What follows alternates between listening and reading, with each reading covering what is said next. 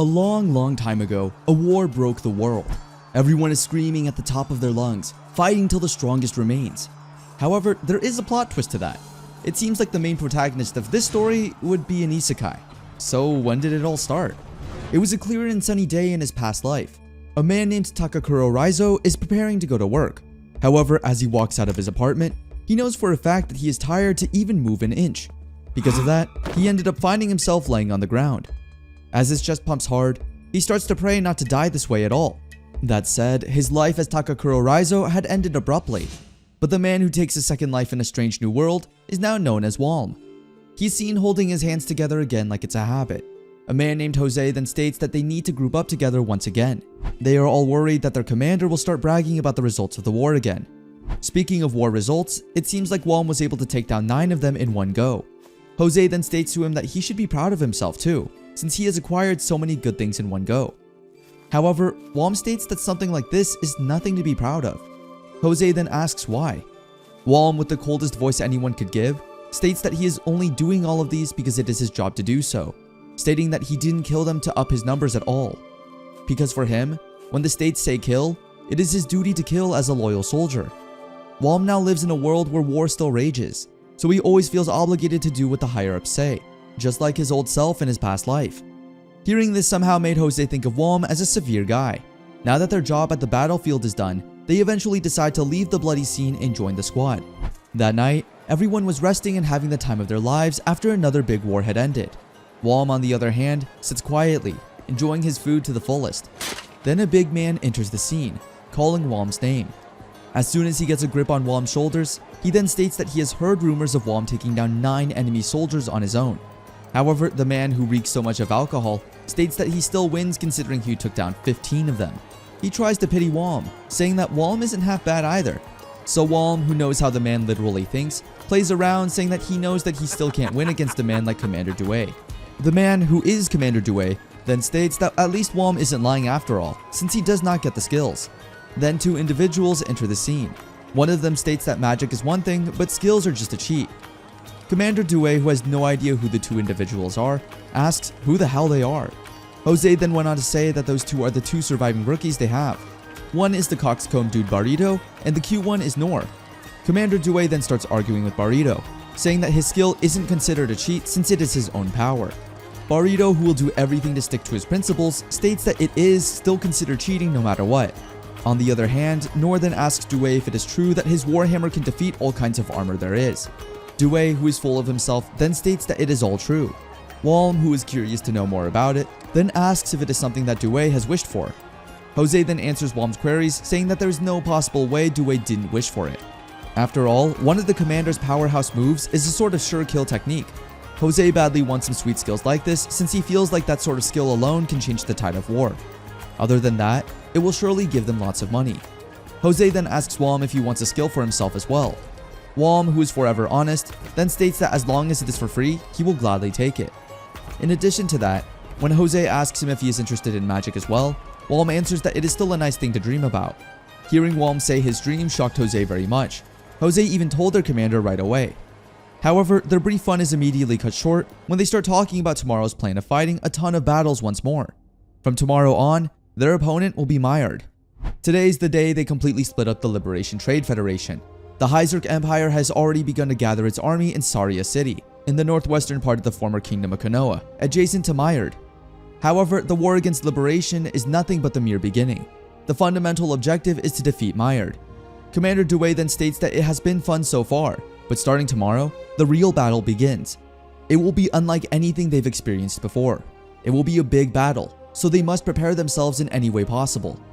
That said, the next day during battle, it seems like Walm is struggling to fight with his morals. However, he doesn't have any choice since he is still a mere soldier who just follows orders. When his kill count already reaches 10, Walm wakes up from daydreaming. It seems like they are just on their way to battle, and Walm's mind is already in it. That said, they have finally reached Saria City, where poverty is everywhere. When Walm saw a prostitute begging for some work to do, Walm couldn't take to see her struggling so much, so he ended up just giving her some coins so that she could buy herself some food to eat.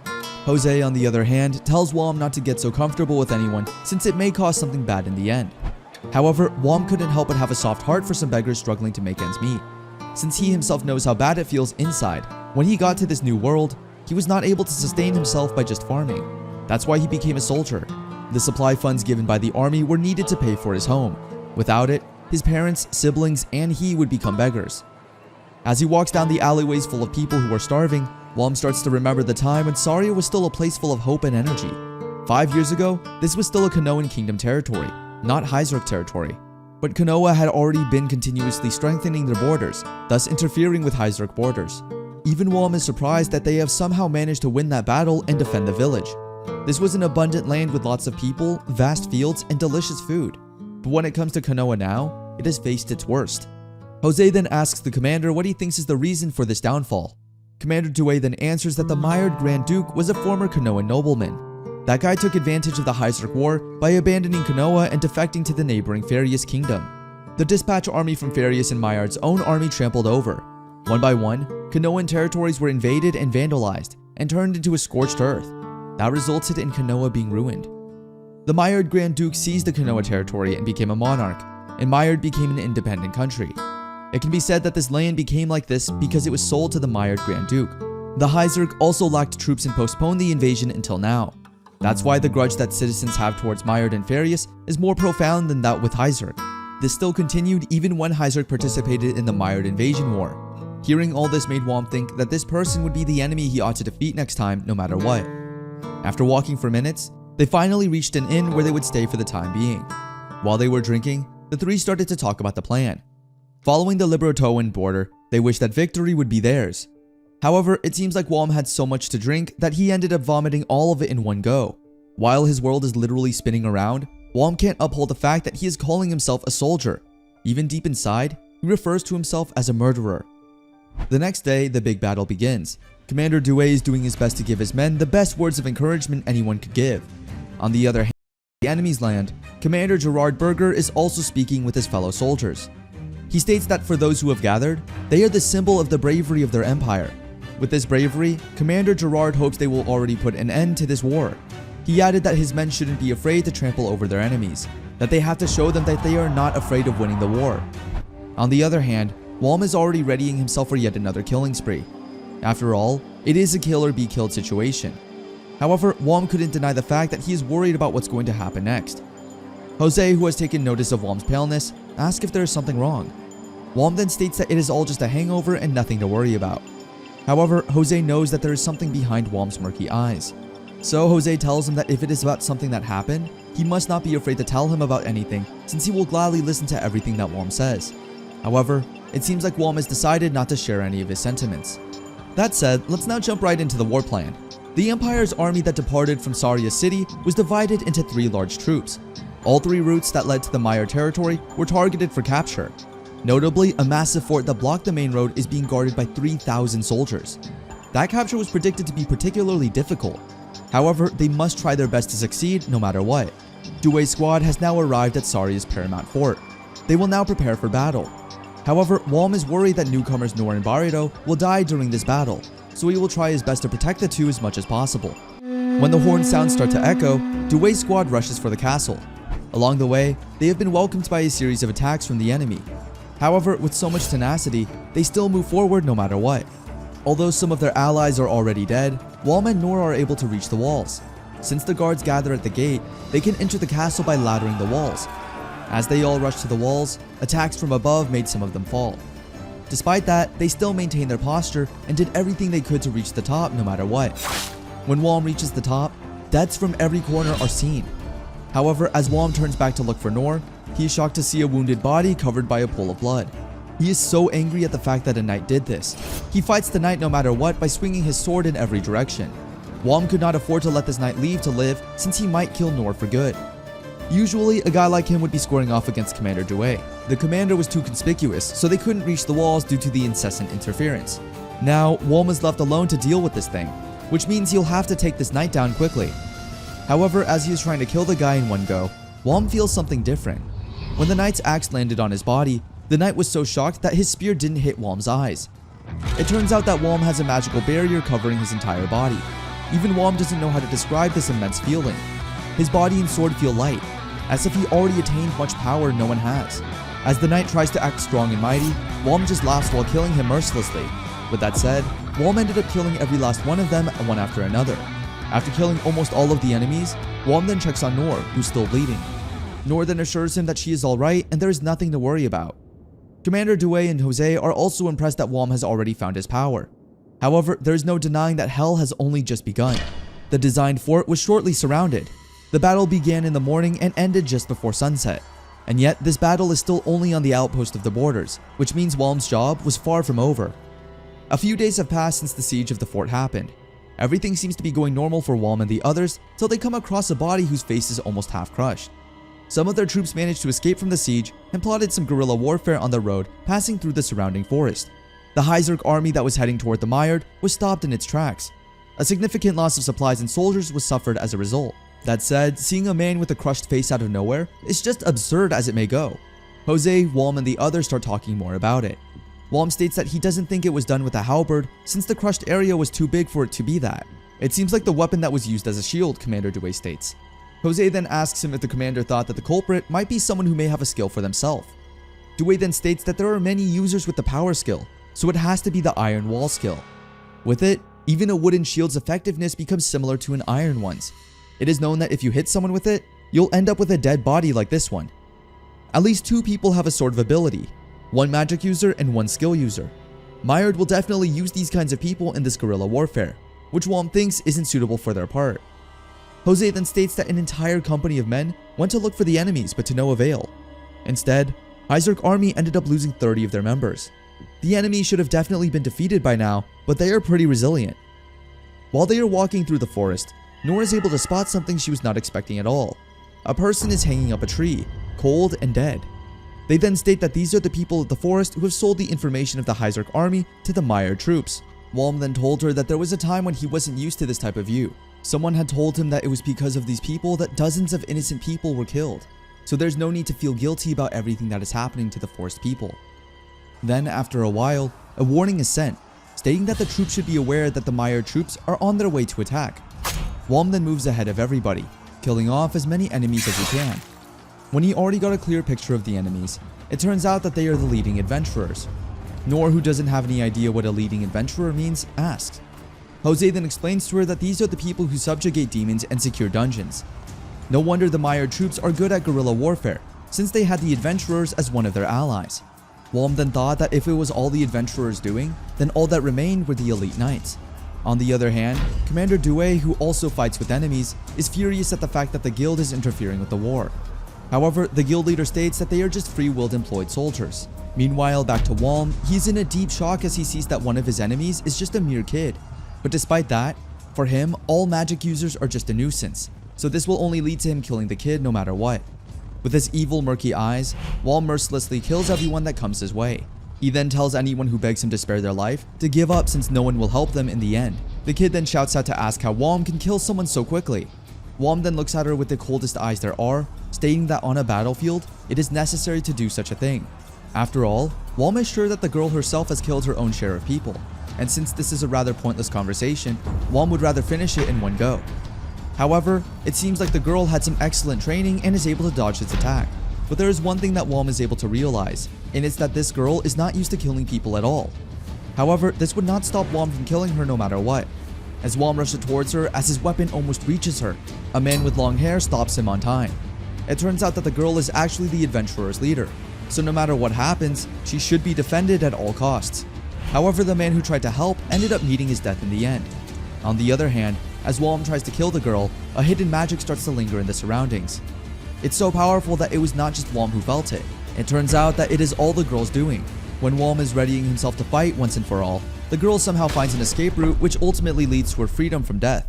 The Haizerk troops then thought that considerable skill must have taken a toll on her body to pull off, and there is no doubt about it. Jose then asks Due if they should pursue her. Due then states that there is no need since the main forces of the remnants of the Myard army have already been dealt with, so there is no point in doing more work than necessary. From here on, the troop will continue towards Myard's capital. On the other hand, while everyone is having a conversation about the next plan, Walm is left alone with his thoughts once more. Inside his head, those adventurers were quite skilled. If they were just used to people dying, the ones to die could have been them. Walm then thought that he himself didn't want to kill because he wanted to. It seems like there is a much deeper reason behind it than anyone could have thought. On the other hand, the girl is still seen crying her eyes out, stating her confusion at Wom's problems. Then there is an entity seen saying the words, "Submit already." It will be just a matter of time before we know what this entity is. The next day, it is yet another normal one for Wom and the Hyzerk troop. One of Wom's comrades tells him to hold his hand. Wom is a bit confused at first as he never really gets the reason why. But his comrades then explain that since Wom always wanted to learn about magic, he might as well teach him while they still have some free time to spare. Wom, who is very much excited, smiles immediately after hearing his comrade's offer. As they hold hands, the two then start off with their tutoring session. On the other hand, the others look so confused as they question what the two are doing. Jose then explains that Willet, their comrade's name, is transferring magical energy to Wom so he could teach him how to use it. This made their comrades wonder if this thing would actually make Wom use magic, even for a short while. Jose then continues explaining, stating that after they are done, everyone would find out if Wom has an aptitude for it or not. He might be able to use fireballs and water spears, just like Willet. As they intensely hold hands, Wom looks so exhausted to the next level. However, Willet then tells him to concentrate no matter what. Wom then starts to feel coldness rushing throughout his body. Willet then states that it is alright since this is the prerequisite for the use of elemental magic. As long as Wom continues to concentrate, he will surely get there in no time. As Willet lets go of Wom's left hand, he tells him to keep his focus on his palms and think of a river or an ocean. As long as Wom visualizes any form of water, it should already be good. Wom then did as Willet says while thinking of water. And just like that, he's able to make water on his own palms. As he looks at it, Wom looks so happy and proud of himself. However, it seems like Willet is not at all impressed with what Wom has been able to do. According to Willet, although it is a usable amount of water, it doesn't really mean it is suitable. That's why Willet thought that Wom should undergo the same hardship as he did and go experience the human well. Hearing this made Wom sweat as hell. So Willet tells him not to as much as possible, and that he should just save his magic as much as he can. Compared to the explosive magic Wom uses for his skill, water-based magic requires less mana. This made Wom confused as he didn't know what Willet meant. He then asks if he has been using magic the whole time. Willet then explains that both body reinforcement magic and skills require magical power. Roughly speaking, when Wom uses magical power for elemental magic like Fireball and Water Spear, it is classified as magic. And when he uses techniques like Power Attack and Iron Wall, he uses magic power to strengthen his body or weapon. These are called skills. Willet is a bit surprised that Wom is unaware of this fact. Wom then explains that he was raised on a farm under military rule, so he was illiterate. With that said, Willet will now test if Wom has an aptitude for fire elemental magic.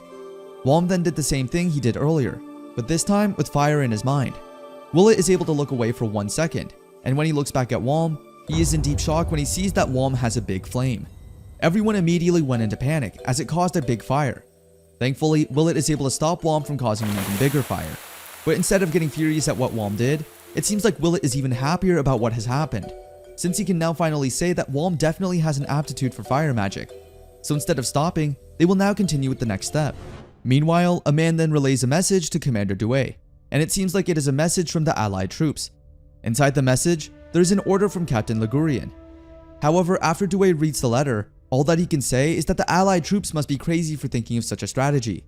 The messenger then states that it is the plan that was given to him, and that is why the Dewey squad has been ordered to hastily merge with the main battalion, since the war will take place in the plains of Reref. With this, the Hyzerk will certainly face defeat, since both the Mired and Farius strongholds are on these hills. Furthermore, by observing the Hyzerk army position, it is apparent that the majority of their army will head toward the army of Mired first, with a small number of people holding the Hyzerk army down. So it is all predicted. The downfall of the Hyzerk army is predicted. Meanwhile, Lord Farius Winston of the Farius army is also furious at the fact that the Hyzerk army is crazy in wanting to defeat them that badly. And the fact that their Hyzerk army wants to restrain the 6,000 men army is even more absurd. That's why Lord Farius is hoping to create a few skeletons out of those Hyzerk troops. As Lord Farius checks on his troops, it seems like everyone is ready. And knowing that the Mired will be attacked by Jeff's cavalry battalion makes him think that the Hyzerk army is quite sharp, and the advancement will be carried by the strongest troops they have. But in the end, they are still not the enemy. Lord Farius is fighting not for anyone but their country alone, so he will make sure both the Mired and the Hyzerk die on the battlefield today, and everything should belong to Farius alone. Now that the Hyzerk troops are already moving, this only marks the beginning of everything. With a total number of the Mired army of 25,000 soldiers and the Hyzerk army with around 15,000 men, the war will now begin. Going back to the Hyzerk troops, Jose asks Walm why he thinks the mired army looks so fierce on the battlefield right now. Walm then answers that he thinks it is because they are in Farius' homeland. Commander Dewey then realizes that the reason they have been called to battle is for them to be gotten rid of. However, Nor doesn't get it since the enemy is still on standby even though the battle has already started. This made Dewey furious. Although it took the enemy a lot of time to prepare this deployment plan, he will just explain it to them as briefly as possible. First, the Hyzerk army will aim for the mired stronghold. While that goes on, the final deciding factor will also occur. The Liguerian battalion, which includes the Dewey squad, will converge and blitz with Jeff's cavalry battalion. This plan somehow made Walm confused, because they know for a fact that the infantry and the cavalry will be running together, which is too reckless no matter how much they look at it. So the only question that the Dewey squad is asking is why is it them? The representative then states that it seems to be because of the Liguerian battalion has a lot of experience. However, Commander Dewey is not taking their reasons at all, since it literally means that they, as humans, will have to run with horses. Even if their hearts are about to burst and their lungs are about to explode, no one can stop because they will end up getting crushed by the following running soldiers. If one stops, they will die. And if they want to live, they must kill the enemies in front while running. And the fact that the squad is put on the front lines is even more absurd. Commander Dewey then blames Walm for it since it is because he has gone rampaging with his power move in the last battle. So the allied troops thought that they were so strong. And since their troop has not only one, but 2 power move users. On top of that, they also have Willet's magic as well, so it can't be helped that the Liguerian battalion commander expected a lot from them. While they were taking their time to talk about the unexpected turns, the battle continued to happen in the background. They were then put on halt when Commander Dewey realized that the attack order still hadn't arrived yet. He starts to worry that something bad might have happened to the vanguard, which means that the plan might not be going well at all. But Dewey still maintains optimism, telling himself that Commander Berger would not misread the situation. However, no matter what happens, the main army of the Farius territory has finally arrived. The Hyzerk army doesn't know what to do next. They start to get hysterical on what's the plan since there are no attack orders given. To make it even worse, the reserve army of the Mired is also heading their way, so if they don't do anything about it, they will definitely be decimated. That said, the Hyzerk army has no other choice but to take everything into their own hands. Some of the soldiers started attacking the Mired army since it was the enemy they were first ought to fight with, resulting for others to join as well. In the end, the Hyzerk army is literally running towards their death, and the commander has no control over it. To fight alongside this cavalry is so tough, and now that they are almost in contact with the enemy, it's even worse. The commander along with Walm and the others have also made their way to fight with the others as well. Commander Dewey then states that it seems like they have already baited them all out. Walm has no idea what the commander is talking about, so he asks more about it. Dewey then states that it is all a hunch for him, but it seems like their plan of pretending that the Hyzerk army wasn't functioning well and baiting the enemy to come is going pretty well. It turns out that the plan, which was told to everyone, was actually a bluff, and they deceived the enemy by using their allies. This resulted in most of the enemy forces getting stuck with the Hyzerk's army, leaving the Farius army headquarters with fewer men. Now the mission of the army is to take down the Farius headquarters as soon as possible. This plan involves their main army, who acted as decoys, who now have not much time. To win, they have no choice but to crush the enemy headquarters before they do. That said, as much as possible, they would utilize much of their power and resources. Willet and Walm attack in front as they are the only two who can use elemental magic. With Willet's water magic and Walm's fire, the enemy's first line of defense got easily defeated in no time. Now that a gap in the enemy line has been opened, this is an excellent advantage for the Hyzerk army. One by one, the Hyzerk army kills every enemy in every direction. Commander Dewey then tells his men to remove all of the anti-cavalry fences as much as possible and make a path for the cavalry. If one fails, there is no tomorrow. As the horses rush into the battlefield, everyone is fierce and ready to risk their life for the sake of winning. On the other hand, the main troops of the enemy are also on their way to counterattack. However, the Hyzerk army would not make this a reason for them to fall, so with much dedication, they focus on their goal. On the other hand, Walm yet again has found himself picking a fight with another strong man. As he observes the army, Walm is able to notice that the man clearly has a different set of armor and weapons compared to the soldiers he has fought till now, which means the enemy he is up against now is a royal guard. So if it is the case, then he must be from the target Farius stronghold. That means their general is really close by. That said, Walm then shouts at the guard, saying he should move if he doesn't want to die in foreign lands. However, instead of moving away, the guard rushes in to attack Walm with a strong swing of his sword. Walm didn't anticipate that the attack would be that strong, so he didn't think much about it. But as he blocks the sword, he can say that there is much power behind it. Meanwhile, Commander Dewey and the others are still struggling to fight the enemies they have. It seems like there is no end to them at all.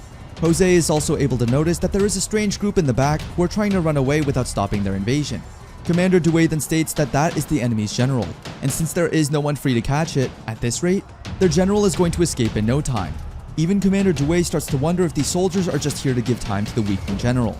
Going back to Walm, it seems like he is also struggling to fight the Royal Guard, even with his power move. When things aren't going on his terms at all, Walm will now resort to the best thing he thinks would make him win, and that is to use his fire powers. This time around, he swears to burn the enemy down no matter what. He must use magic, but just a fireball would be no good. These fully armored Royal Guards don't mind dying, so they are a big hindrance. Inside his head, as long as these guys are here, the Heiserk army can't reach their goals. If they lose the enemy's general, it would already be the end of the mission. In other words, Walm has no choice but to ablaze his surroundings while maintaining the intensity of his fire. Walm is now literally on fire, and Jose tells everyone to stay away from him as much as possible if they don't want to be torched alive. Walm is eager to kill the Royal Guard no matter what, so with his blue flame, he ended up melting the man away. On the other hand, the news about the happenings has already reached the enemy's base. One man informs Lord Farius that it's already dangerous to stay in the area, and that they don't have a choice but to join up with the battalion, since if the general dies in the battle, it will be the downfall of the entire army. Lord Farius then got furious at what his men had stated, since this only means that he needs to run away and give up on the stronghold. Then another man comes rushing inside his tent, informing him that their anti-cavalry fence has been broken already.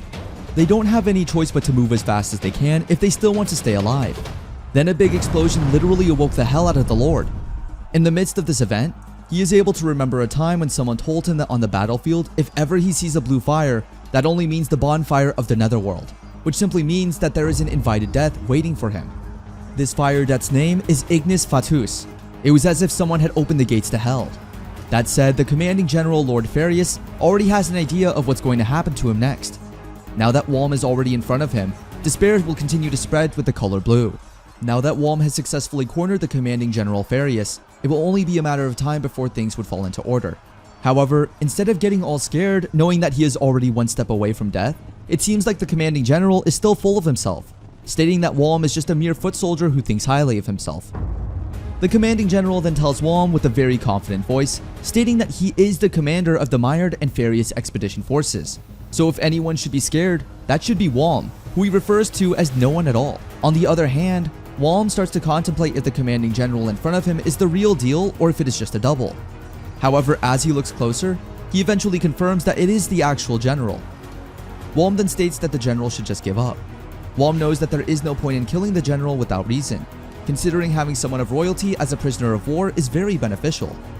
Walm thought that he would just spare the commanding general since the Heiserk army would definitely want that. So after hearing the general say that there is no reason for him to surrender, Walm couldn't take it anymore and starts to attack the general while still seeing to it that he is not killing him in any way possible. He tries to move as swiftly as he can, since if it was a bit slower, it would have been a fatal wound. On the other hand, the commanding general is trying to fight with all his might. However, he somehow can't find an opening for himself. Although Walm tries not to kill the man no matter what, it seems like it is already fate that he will end up dying. As the fight finally ended, Jose asked Walm if he was alright.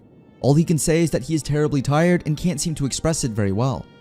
But Jose assures him that this feeling of tiredness is alright considering that it is proof of life. After all, it was a long fight, so feeling this much exhaustion after a back-to-back fight with strong guards and a commander will be exhausting. When Walm finally got his senses back together, he then went on to ask if the others were fine, just to check on everyone. Noor then answers him with a sad look on her face, saying that everyone is full of life as if she is trying to tease the truth that almost everyone has died on the battlefield. The squad leader then states that no one is allowed to sleep yet, not on his watch at all. So everyone must drink as much water as they can to keep themselves as hydrated as possible. On the other hand, as Walm looks at their commander, he can only say that even with all those cuts on his body, it seems like Commander Dewey still wants to fight no matter what. A slight glimpse of hope is still seen in his eyes. With a victory over Farius and Myard, this war will soon end. But will it? On the other hand, at the Myard territory, the base has already received the report regarding Commanding General Farius' sudden defeat in battle. Now the question is, what will they do now? The commanding chief of the Myard group seems a bit nervous about what is going to happen next. Inside his head, for what did he lick the shoes of the Farius Empire for 5 years? For what did he sell his motherland? He even sold his daughter to avoid involving himself in war. However, he still ended up dealing with it in the end, now with the death of Commander Farius. He even thought of accepting defeat once and for all. However, it seems like he will have a hard time doing so, considering his people would even want to go after him now, especially now that he has already made his crimes clear to everyone. He's now subjected to getting killed by his own people. After they defeated the allied forces of Farius and Meyerd, the Heiserk army advanced to Edinburgh, the capital of Meyerd, by foot. Walm and his group were ordered to maintain peace and order in the city, but it seems like Walm will not do such a thing. Edinburgh, formerly part of Meyerd City, has now been taken over by the Heiserk army. The whole place is now out of order and will definitely meet its downfall sooner or later. The Heiserk army is now inside a big room with a big table, sitting and waiting for the meeting to start. Some of the army members start to question what their commander Due is doing to get them all invited to such an extensive residence. The soldiers don't have any idea at all, and no matter how they look at it, this isn't technically a jail, so they don't think they have ulterior motives other than talking. Little did these soldiers know that Commander Due was actually hearing everything they were talking about. Due then asks them if they think he made a mistake. The soldiers immediately state that they don't, but eventually state probably a little. This made the commander wonder if the higher-ups would actually be going to reward them for their work. The cavalry battalion commander Jeff also said something similar. Maybe that's the case.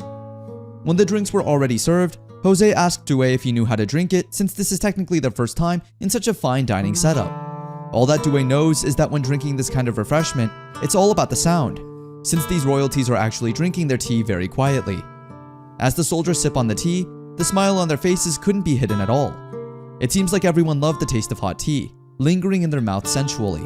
Even Walm couldn't believe that he would come across such a fine product as tea, although he doesn't know much about the manners of the world he is living in right now. He does, however, remember the manners of the fibrous world he lived in. Sipping on this fresh tea made him remember some things in his past life that are worth remembering. While Walm is enjoying every drop of his tea, his comrades start looking at him disgustingly as they think his reaction is a bit absurd for a son of a farmer. While they are having the time of their lives, having fun and laughing, while also bickering, a man enters the room and makes them all quiet. As the man steps inside, the squad immediately stands, showing their utmost respect. The old man then tells them to take their seats since they can't possibly have a conversation while standing up. This old man is a childlike old man, a hero of war. He's none other than Commander Belga, the brain of war. As he sits down, he immediately sips on his tea like no other. When he has already got a grip on the situation, he immediately states how surprised he is hearing about the report.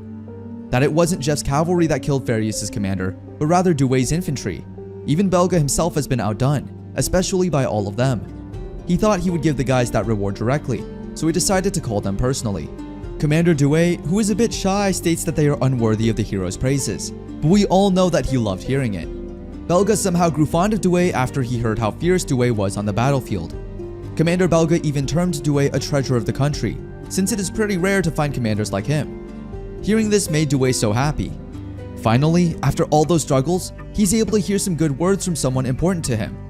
And of course, the commander couldn't possibly forget about Walm. With an eerie look in his eyes, Commander Belga calls for Walm's name. Walm, on the other hand, is a bit startled that the commander knows him. The commander then stated in detail that 6 months after joining the battalion, Walm trained in battles near the border. Through his training, he was able to acquire much skill and power that he uses now in his battles.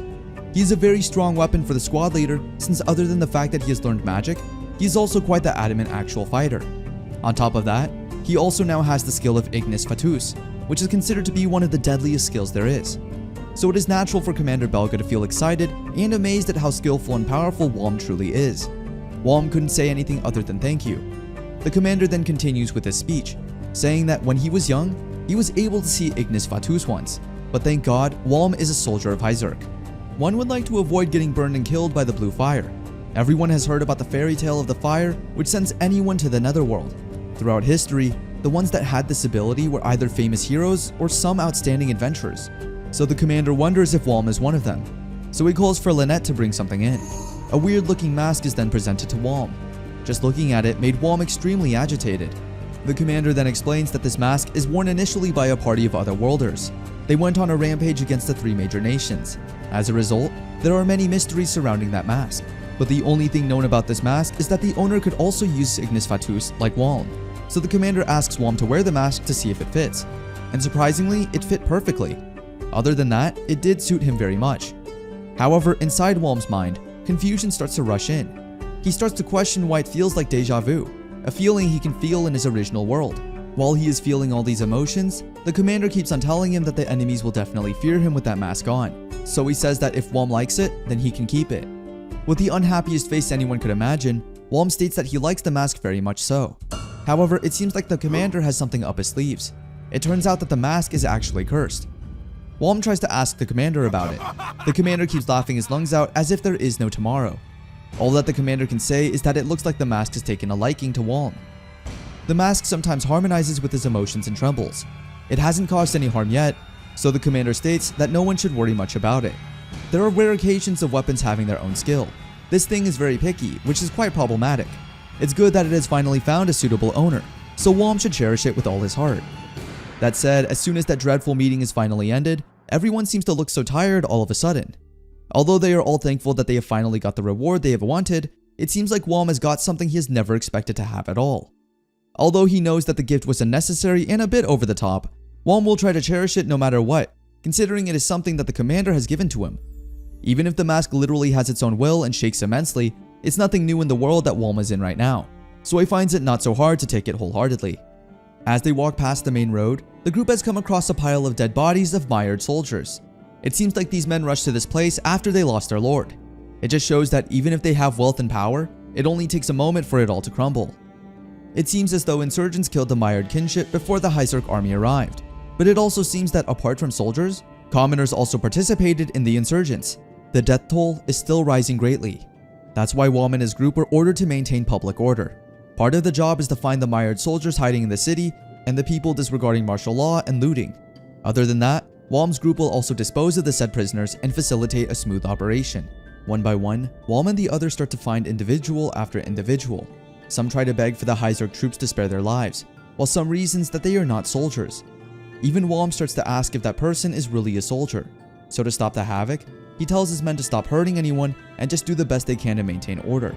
Some of the Hyzarch troops start to hear screaming and shouting from all over the place, as if there is a battle happening somewhere. However, as sad as it may actually be, it is the sound of people killing each other. Meanwhile, Wom is roaming around the city trying to check everything. Then he came across a place where it seemed like something happened just recently. As he checks on what's going on, he felt furious when he heard that some guys broke into a house and raped a woman. They beat the woman's husband to do their evil scheme. Although the culprit is rampaging, he is finally caught after a while. So Wom asks what would happen to these people. Normally they get decapitated, but since the Hyzarch won the war, they would probably only be beaten with a whip. However, it seems like Wom thinks whipping would not be enough at all. Then Commander Dewey enters the scene, saying that getting whipped is more than enough already. Live soldiers scream on the first lash. On the second and the third, they start crying. Their skin gets peeled off, their flesh gets shaved off. Even if they piss themselves or lose consciousness, they wake up on the next slash. So there is no way a man like the culprit can bear such a thing. Hearing all of this from the commander, the other soldiers have already used it as a threat to everybody, that if they want to get their lashes reduced, they should quietly get up and turn themselves in. On the other hand, it seems like the commander is quite aware of the fact that Wom really does care about these things, and he's just afraid to tell anyone about it. That night, Wom finds himself chilling beneath the night sky. Then there is a small ruckus somewhere in the dark that causes him to be alert as he stands up and asks who's there. He states that he is only going to ask one more time, and if no one replies back, he will not stop himself from doing the worst. A man then came out of the dark, saying his apologies. As soon as he realized that these people were not soldiers, he immediately stated that it is prohibited to be outside at night. The old man and the girl then state that they are aware of the rules. So Wom asks why are they outside then? The old man then states that the city is filled with thieves and roof yards, so they can't live there anymore. They wish to seek refuge with their relatives abroad. Wom then asks if this old man is a military person of some sort. The old man then states that no, he is not. Although he was involved in a war more than 10 years ago, but Wom can guarantee that he is a retiree now. Even then, Wom still thinks that the old man's physical condition is still nice. It's natural for someone his age already to have a bent back, but it seems like he doesn't have one. On top of that, the hands of the young lady with him are too pretty, which wouldn't be the case if she was working. So Wom asks if she is sheltered inside her home or something. The old man then reasons that good health is their only redeeming feature. Above all, his granddaughter lost her parents when she was just a kid, so he didn't want her to suffer, so he raised her up really carefully. But it seems like Wom is not buying any of the old man's story, so he tries to chat and scare the two by acting as if he was going to attack them. When he sees that the two are so scared for their lives, he starts laughing his eyes out. After he got the reaction that he wanted, he eventually let the two go. It was such a very rough day for Wom, so he thinks he let the two off to somehow lessen his guilt. which eventually made him feel like a hypocrite. After a while, he started to realize that those two just now sympathize with him despite the fact that he is an invader. He starts to think that he probably killed their family and friends, and he can't make up for what he did by merely giving the girl something to eat. Meanwhile, it seems like the girl earlier was actually royalty, and she finds Wom to be a hypocrite for giving her something that she knows came from bad doings. Although her father and mother have died, the girl, whose name is Rita, still has a lot of obligation to help protect her people. That's why she and the old man, who turns out to be her guard, will now head towards Celta, and there they will plan everything they need to do. Then, 2 months later, something more is about to happen, for sure. 2 months after the siege of Maillard's capital, Edinburgh, the Haizerk army has now been fighting with other nations one after another. The Haizerk army was heading straight for Farius. Because Farius had assisted the Maillard army in the recent battle, their border strength was severely weakened, and Haizerk wasn't so careless as to overlook such weakness. First, they sent out 2 battalions to make the towns and villages on the border surrender. After that, several battalions join up, and the Haizerk forces split up into 2 groups. The first group consisted of 4 battalions, who were to invade the inland districts. The second group had 2 battalions circling the Farius army in order to prevent the main body from getting flanked. Wom, who is affiliated with the Liguarian battalion, is part of the second group. They were planning to besiege the Refin mine surrounding the border. During their operation, Commander Douay keeps on laughing all the time, as if this is just a fun time for him. They had no corners and 3,000 enemy soldiers in their forts, so these forts ended up becoming multiple lines of defense for them. To make matters worse, they have the high ground as well. It will take a lot of strength and effort to take one fort down. Maybe, however, it's not worth it. That's why the Haizerk team is planning to repeatedly launch fire attacks on the soldiers after making them retreat into their forts. First, Commander Douay states that they should break the enemy spirits, then attack and wipe them all out. However, hearing their commander talk like this made the Haizerk group laugh, and now that the Farius soldier is shouting from behind, it seems like Commander Douay has no choice but to give them an encore. Thinking about what the commander stated earlier, it seems like the Haizerk army is just waiting till the enemy starves out. Seeing how everyone seems so chill about it, there's only one thing that Wom could say about this battle. Compared to the battles they had before, this one seems kind of fun. However, 2 weeks later, it seems like the Farius soldiers are tougher than anyone thinks. So while everyone is still waiting for the battle to start, Commander Douay tells Wom to do some training while he has spare time. Since if he can't control his magic correctly, there is a risk of harming his allies. Willet then explains to Wom that his Ignis Fatuus isn't normal at all. In the worst case scenario, it can incinerate an entire platoon, so this abandoned tunnel would be perfect for training. That said, it is now time to practice. Wom then concentrates and lets all of his power out as much as he can, and just like that, he's able to let it go in one go. On the other hand, the other members are also training as well. Both Bardo and Nor are training with Commander Douay himself, and it seems like they are not having the best time of their lives. A few days later, Wom can finally control his magic to a certain extent, but there's an even bigger problem now, and that is, he can only use Ignis Fatuus for only 30 seconds. If he uses it for more than 40 seconds, he'll run out of mana, and when that happens, he can't use his power move or fireball. Not only that, but his physical abilities also hit rock bottom. He could even die in the process. That said, for now, Wom needs to rest above all. Jose then enters the scene, checking up on Wom, but it seems like Jose is just worried that their food will not be ready, considering the army now has been using Wom's Ignis Fatuus to heat up the food. Although he has never agreed to do any of it, he is satisfied with what he is able to do. He could never imagine that the company commander himself would show up and let him use his skill in some helpful way. On the other hand, the company commander said that making the enemy lose their fighting spirit with the smell of good food is also part of the plan. That's why, as much as possible, the Haizerk army will make good food for the rest of the battle. However, it seems like Wom is not okay with the thought of using food at all. Considering everyone just wants to eat their heart's content, Jose then agrees with him. However, if possible, they would like to avoid eating bland food even on a battlefield.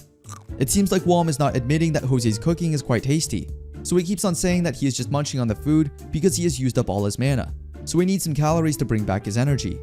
However, it seems like Jose is not even taking it. Jose then states out of nowhere that this lifestyle of theirs will soon end, since it seems as if the number of fleeing soldiers has been increasing recently. It seems like they can't tolerate being confined to their walls any longer, so a lot of them are just surrendering.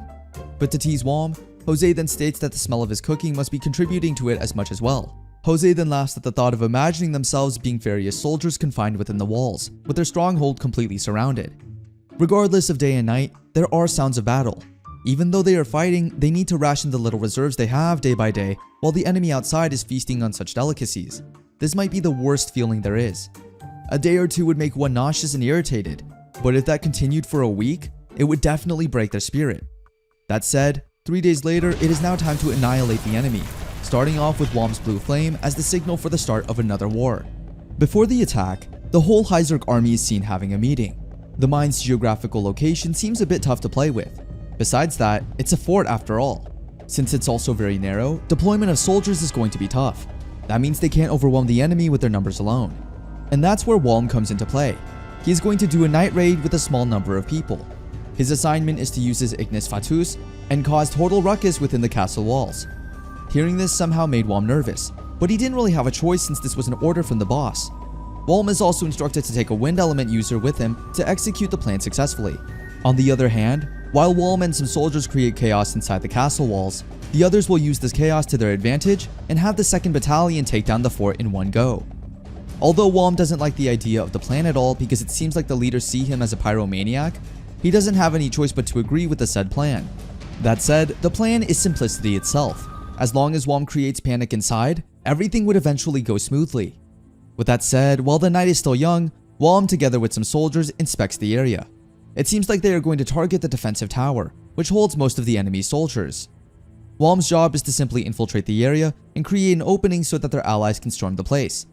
With that said, Wom then wears his cursed mask and eventually goes on to do the job. As they make their way inside the castle, everyone seems a bit worried about what is going to happen next. Even Wom is relatively unsure of what would happen. Willett then tells Wom that since he has a high aptitude for fire and wind elements, he should train other magicians alongside Ignis Fatuus. Wom then asks how he will be supposed to practice wind elements together with his current magic. Firstly, he must practice jumping really high. And during the night raid, Wom did as Willett said and practiced his wind magic. As he finally reaches the defensive tower, he eventually slices off everyone's head one after another. Using his Ignis Fatuus, he is able to kill as many guarding soldiers as he can. When the time came, the other soldiers were able to take notice of the attacks. The whole tower now is on high alert. The enemy soldiers then wonder what is that blue flame eating up the whole defense tower. They also couldn't believe their eyes as the whole defense tower started to get burnt, even though it was literally made of stone. When they finally realized that they had been attacked by the Hyzerk army, they started to gather as many soldiers as possible to defend their walls. On the other hand, Wom's companions are assuring him that they have got him covered, so he doesn't need to worry much about it. As enemies are now coming from below, they have to hurry, or they'll need to call reinforcements from the other tower. Seizing the tower was a tough part period now. They just needed to hold it till their main forces arrived. They just need to assure to set ablaze the passage leading there so that no one should be able to cross it. Wom, who obeys orders, does as their leader has ordered him to do. As he rushes inside one of the enemy's quarters, his whole body freezes when he sees a dying man crying in agony. At that point, Wom has slowly realized that the morals and consciousness attached to his previous life have been wrecked. He has lost his control in Edinburgh, so he didn't notice the amount of suffering Ignis Fatuus caused before killing someone. He is now a mere soldier who is also a murderer. He starts to contemplate what if this wasn't his second life? What if he was initially born in this violent world? Will he not suffer as he does right now? He tells himself not to think about it since a soldier has no right to veto. As Wom's Ignis Fatuus continues to digest every corner of the tower, many enemy soldiers start to die one after another. On the other hand, it seems like Wom is also almost out of magic, but no one's coming now. However, it seems like the enemy soldiers are more fearless than expected. It seems like there are still some people who are not scared of Wom at all. Wom is a bit shocked when a few men start to ask him if he was the one that caused the fire. The man then thanks Wom for the chance that the Hyzerk army says day after day and night after night. Aside from that, the man also wanted to thank Wom for letting them smell the food that he referred to as dog food, that they cook every day. However, it seems like instead of getting scared that he is now cornered, Wom finds himself laughing. He then states that he is also sorry, but that service will finally end today. This time, it is Wom against various soldiers. To avoid Wom's Ignis Fatuus, there were no allies near him. After using Ignis Fatuus to his limits, Wom hardly had any magic left, so he ended up using his power mode instead. Wom musters all of his strength and tries to fight every soldier one after another. He even tried using some of his Ignis Fatuus power left, and when he is eventually caught up in the fight, the various soldiers then think that Wom might have died already from their attacks when they see no sign of him at all. However, little did they know that he was just hiding behind the smoke to analyze the situation. Wom noticed that the nose scar guy was able to defend against his power move, so he is good at strengthening his body with magic. On the other hand, the receding hairline guy is a fire element user who specializes in fire resistance. And the last one is this water element user. He protects others from the fire and brings them to Wom. So this is how they are divided, said Wom. So if that is the case, he first attacks the fire user so that the others would panic. Wom is sure of the fact that all of these soldiers are skilled. He can't make a single move. It is as if he is dancing in a minefield. One after another, the enemy just keeps on charging at him without giving him some time to attack back. The only thing that keeps him on track is his Ignis Fatuus. Wom knows that if he keeps fighting like this, his magic will run out, and he'll get tortured to death. As much as he can, he tries to maximize his Ignis Fatuus power to burn off the enemy. However, it seems like the fire resistance power that the enemy has is as strong as Wom's. It came to a point where Wom didn't know what to do next, since the enemies were both coming to attack him at once.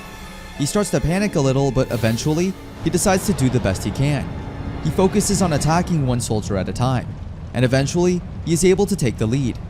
It seems like the Farius soldiers care so much about their comrades that they will do anything to make sure that they can save others even if they need to sacrifice themselves. And that is what makes them bad soldiers, as per Wom. Their attachment to others will literally cause their downfall.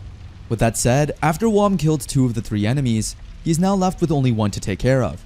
However, before he can even go near the last man, the supposedly dead comrades try to stop Wom from moving any further. Disgusted by the blood the man has, Wom punches the guy till his last breath. He then moves on to kill the last guy, who seems to be a bit resistant. Wom then uses his arms to choke the man till he dies eventually. Now that they are dead, Wom can finally breathe a little. However, he is so shocked when a burnt man carries a sword and tries to fight him once more. It looks like the fire-resistant guy, and it seems like he didn't die from the deadly attacks that Wom did earlier. Before the burnt man can even land a hit on Wom, one of the Hyzerk soldiers then enters the scene, killing the man in one go. Wom, who is very much exhausted, thanks his comrades for helping him. Wom then tells him that maybe next time, they should come earlier so that he wouldn't be this exhausted. I mean, he was literally almost turned into minced meat a while ago. His comrades then reason out that he hasn't stopped being a human to be able to throw himself into such a raging fire. So instead of bickering, his comrades then tell him to get up so that he can be treated. Wom then sat beside the wall while his comrades called for help. However, it seems like Wom is a bit uncomfortable that a dead burnt man is literally beside him right now, but he has no choice but to wait for help. While waiting, Wom can hear the sound of people breaking through the castle gate. He then starts to question himself if this is something that they really enjoy doing, since it's really that messed up. In the northern archipelago, somewhere in the Kingdom of Christ, the Commercial Federation of Libertoa and the Kingdom of Farius holds a countermeasure meeting on how to deal with the Hyzerk Empire. Now then, the host of the meeting is none other than Chester Christ, the king of the Christ Kingdom, the kingdom that is getting invaded by the Hyzerk army. Barristan Farius, the king of the Farius Kingdom. King Barristan used to be meeker compared to his younger brother, but his eyes, even compared to before, are no longer showing any signs of distress or worry. Moreover, other than these kings, there is also one person that some of you might be familiar with, and she is none other than Rita, who turns out to be of the Myard family. 3 weeks after the fort fell, at the Refn mine base, Wom is talking with some guy who seems to have great news to deliver. As the man leaves, he says how glad he is that the stationary life is finally over. It turns out that while their numerous strongholds were getting attacked, Farius soldiers holed up in the mines and were slowly destroying themselves. If anyone had looked at their food provisions and army size, anyone would think that they could have withstood this. But in the face of endless castle siege and mental harassment, it didn't take them long to surrender everything. From Refn Mine Castle to every fort, surrender immediately or we'll kill you all, soldiers and citizens alike. That warning from the Hyzerk messenger was the last straw for them. That said, now that the whole situation has subsided a little, Wom has now decided to go back to work and roam around the newly invaded place. As he steps right into the central plaza, Jose immediately welcomes him, stating that after a few days of resting, he has now finally come back to the original unit, and thankfully he is more healthy looking now than he was before. Wom then states that the restoration magic that was used on him was something else. It seems like it treated his injuries that would take months to heal in 2 weeks. The first time he saw it, it was so amazing. Wom even remembers the way it magically healed the surface and the bones first, and the rest healed itself. While they are in their conversation, Northern comes into the scene, welcoming Wom for his arrival. It seems like everyone is quite delighted that Wom is alright now. Wom then says hi to her, then asks why she looks kind of rugged now compared to before. Northern reasons that it has been challenging since then, considering Due's squad was also deployed to take down the castle. Other than that, it seems like something bad has happened to Baruto. But not that kind of bad as some of you might think. He technically got his cool hairstyle trimmed unexpectedly during a fight. That's why he weeps like a baby right now, not being able to accept what has happened. Although Baruto seems a bit overreacting, at least he is lucky that the rest of his body is fine. Even though his hair is really quite a mess, Nor just keeps on telling him that it suits him well so that he wouldn't panic all over again. Walm also tried to calm him down, saying that at least his hairstyle served a purpose. Now that Walm has finally confirmed that everyone is okay, he starts looking for Commander Due. Nor then tells him that the platoon commander has called for him, and it looks like the mines haven't been fully cleared out yet, so they are first taking care of it. Following the leading troops, they are also going to invade the interior of Farius, so it's just a matter of time before we know what will happen next. On the other hand, going back to the meeting, the host is pleased to present the Principality of Myard, Princess Rita. However, it seems like Hugo Evans, the Secretary of Foreign Affairs of Liberatoa, thinks that Rita shouldn't be joining the meeting considering the Myard Kingdom is already done for, so it is weird to see that there is some sort of representative still. Rita then states that it's undoubtedly true that Myard has lost most of its territory, but they still have the land of Serta left. Because a giant makes rounds of it, it has ample fishing resources and waterways. It's an economic powerhouse, but it is now a base for the lake dragon. Although the dragon may be a subspecies of dragon, it's a powerful monster that belongs to the highest of ranks. If such a thing is staying over there, even High Zerk won't bother with it. Rita then states that everything Hugo said was true. However, as of now, the lake dragon has been subjugated. Hearing this made Hugo shocked, as he never thought that he would hear such news like this at all. He then asks once more if what he heard was correct, since not more than 6 months ago, it wasn't possible to capture that thing. One of the kings then states that it was that person who did it. A fire element user who can even scorch a dragon, and he is one of the 3 Christ's heroes. Even the king could say that it is so amazing no matter how many times he has seen it already. And this hero's name is Akima Yuto. He is one of those visitors from another world. He is blessed with immense power and comrades, an assassin from Earth it appears. Going back to the High Zerk army, it seems like the soldiers in the squad are glad that they have joined the High Zerk army. Thanks to them, they can now loot and have any girl they want. All the decent Farius soldiers were killed in Myard. All that's left in this area are small fries. That said, it is now time to move on to the next village since they have already stolen as many goods as they can. However, before they could even leave, there was a sudden attack that shocked them so much. As they checked the surroundings, they were pretty confused since these people are different from the soldiers they know. As the men get surrounded by this armored army, they eventually realize that these are not Farius soldiers, but instead, Christ ones. Even though they try to fight every soldier they come across, it seems like it is no good since there's too much of a difference. Even if they fight, they're gonna get killed in the end. They now start to panic on what they are going to do next since they have to abandon the village.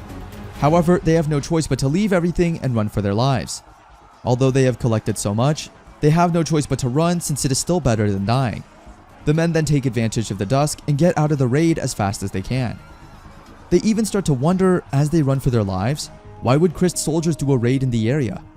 Then they are halted for a while when a man walks in front of them, saying that they should all just surrender since resistance is futile. The men try to shout at the kid, saying that they should get out of their way or else he will die.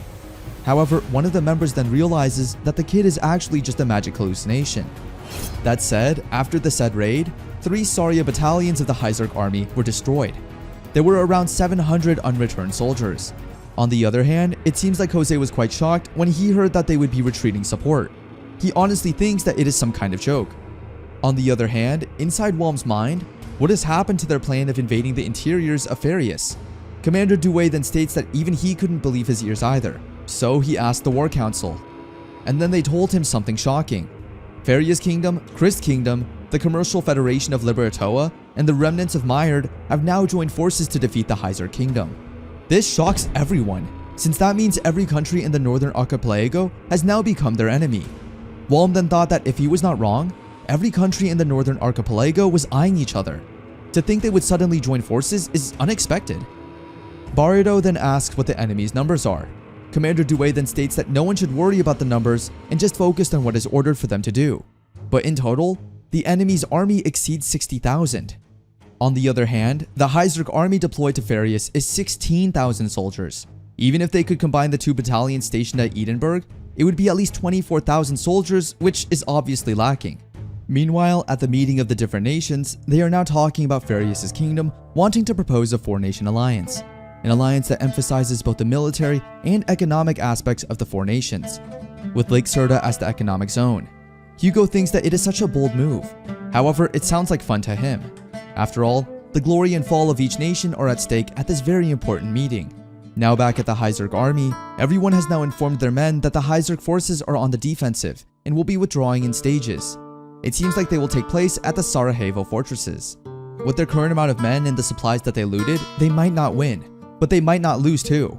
It seems like the Hyzerk army will retreat to the Sarajevo fortress from this mine, protecting their allies. There, they will engage the four-nation alliance in a defensive battle. In short, the army seems to be giving up already since it can't be helped, considering how outnumbered they are. Commander Dewey then states to everyone that at least they are not going to give it back for free, since they are going to cave in the mine, and all the prisoners of war will also be killed. That said, for now, they just need to help their allied forces as much as possible. And when the fight broke out, it seemed like everyone was so focused on killing one enemy after another. However, with Walm's Ignis Fatuus, everyone seems to be in the right direction. On the other hand, Walm has now been used to his new role in battle, and it would be just a matter of time before we know how many more people he can kill in the future. That's all we have for today. Don't forget to subscribe so you'll be notified if we upload part 2 of the series. Until next time, bye!